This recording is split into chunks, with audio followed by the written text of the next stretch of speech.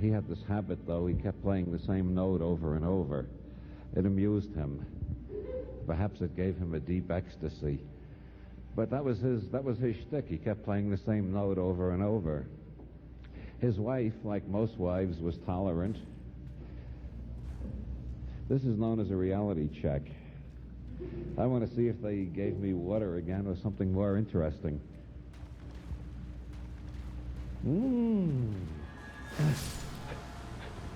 Well, if I can get through that bottle tonight, I'll be doing fine. He played the same note over and over again. After several years, his wife finally got to the point where even her wifely patience was exhausted, and she said to him, "Max," she said, Max, for God's sake, Max. Other men who play the violin, they don't always play the same part of the string. They play up and down the string, and they play on all the strings. They make melodies, and they make counterpoint. They make sonatas. They make forms, not the same note over and over. And Max looked up from playing his one note, and he said, "They're looking for the place. I found it."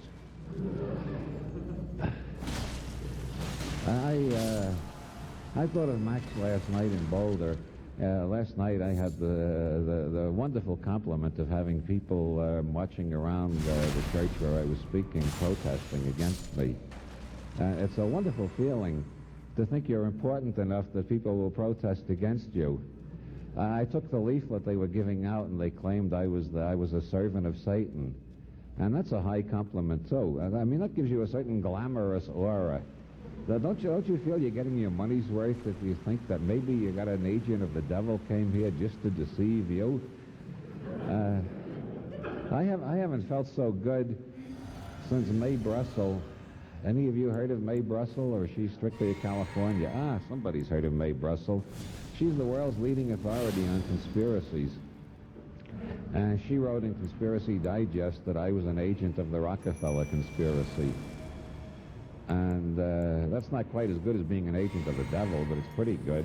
I wrote in right away to the next issue confessing that it was true, and my cellar is full of bars of Rockefeller gold stacked from the floor to the ceiling. I thought that would improve my credit rating. Actually, neither Satan nor the Rockefellers have been very eager to recruit me, and so I'm still pretty much on my own. As far as I know, the CIA has a term, useful idiot. That describes somebody who's working for them and doesn't know it. And I find it a very useful yoga to stop at least once a day and ask, am I a useful idiot? You never know. Max, with his one note, reminded me of those chaps protesting in Boulder, because they have one explanation of the universe, and it's the final explanation, and it satisfies them. I call such types Johnny One Note types, after Max and his one note, and after the song Johnny One Note recorded by Judy Garland some years ago.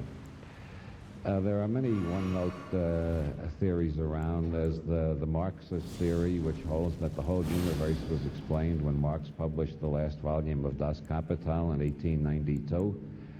There's the objectivist theory, which holds that everything was explained when Ayn Rand published Atlas Shrugged in the early 1950s. And then there's the fundamentalist theory that everything was explained when the King James translation of the Bible was finished. What I am offering tonight is a slightly different perspective, which holds that nothing has been explained yet in full, and that our picture of the universe is constantly changing. Thailand is responsible for two of the major contributions to civilization.